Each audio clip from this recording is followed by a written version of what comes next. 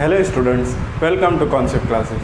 Today we are going to discuss class 10th practice set 3.3. So in practice set 3.3 our topic is, first of all we have to understand how to come formula, how to derive formula, who derived the formula, then after we will start our practice set 3.3. So in this practice set we will going to use this formula. This formula is called sum of the first nth term of an AP. Means Sn is equal to n upon 2 bracket 2a plus n minus 1 into d. सो ये formula है. जिस तरह से ये एक formula था, इसको भी हमने डिराइव करके देखा था कि कैसे ये फार्मूला डिराइव हुआ है. उसी तरह से इसे भी हम लोग देखेंगे कि ये फार्मूला कैसे डिराइव हुआ है. सो आपके पेज नंबर 68 पे एक मैथमेटिशियन है जिनका नाम है कार्ल गॉस. ओके, सो उन्होंने ये फार्मूला डिराइव किया था.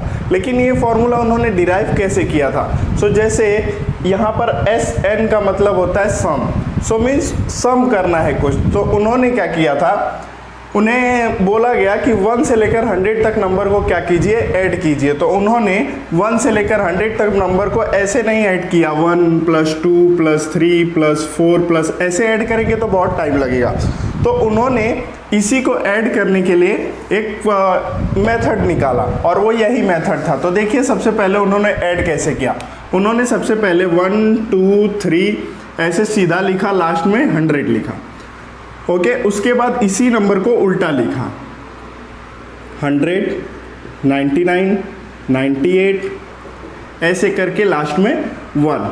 अब इन दोनों को क्या किया, उन्होंने ऐड कर दिया. तो 101 101 99 and 2 101 अगेन 101 और लास्ट में भी क्या आएगा 101.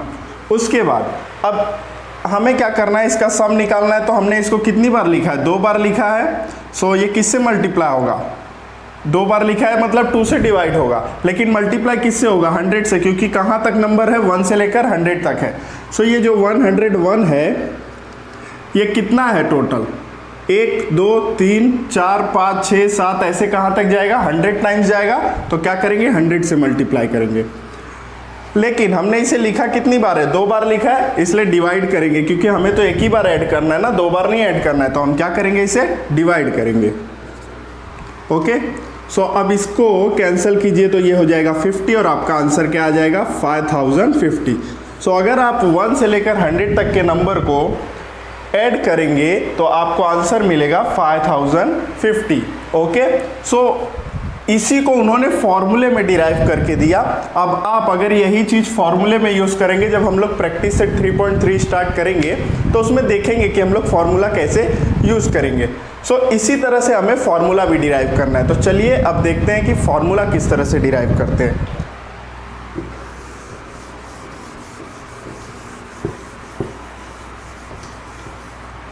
सो फॉर्मूले में आप सपोज कर लीजिए सबसे पहले कि आपका एपी क्या है. आपके पेज नंबर 69 पे पूरा डिराइव करके दिया भी हुआ है फॉर्मूला, फिर भी हम देखते हैं कि वो किस तरह से डिराइव हुआ है. सो सबसे पहले आपको सपोज करना पड़ेगा आपका एपी क्या है.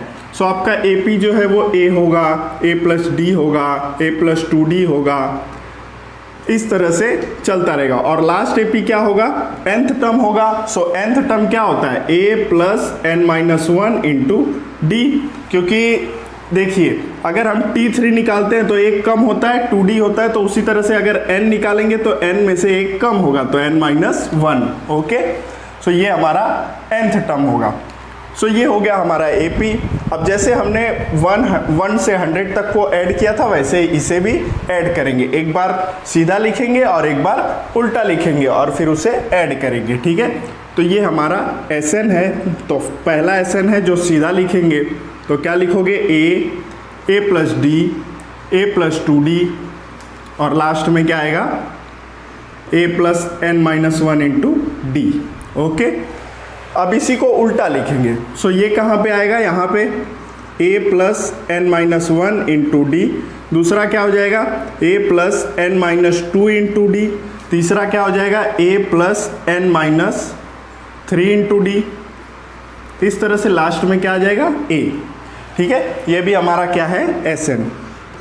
ठीक है, क्योंकि SN क्या है, सम ऑफ nth टर्म. मतलब ये कितने टर्म है वो तो हमें पता नहीं है, तो इसलिए हमने क्या लिखा कि सम ऑफ nth टर्म। जैसे वहाँ पे क्या था 100 टर्म था 1 से लेकर 100 तक, तो हम वहाँ पे क्या लिखते S100। ओके, सो चलिए अब इसे ऐड करते हैं। जैसे हमने 1 से 100 तक को ऐड किया था और 100 से 1 तक को ऐड किया था, वैसे ही सेम इसे भी ऐड करना है। तो Sn और Sn क्या हो जाएगा 2Sn, इसे ऐड करेंगे तो A और A 2A plus n-1 into D. Okay, फिर इसे आप ऐड करेंगे सो सेम यही आएगा, इसे ऐड करेंगे तो सेम यही आएगा, इसे ऐड करेंगे तो देखिए A और A 2A plus n-1 into D. ठीक है, तो अब हमें क्या मिला 2A plus n-1 into D. Okay, so इसको एज इट इज लिखिए।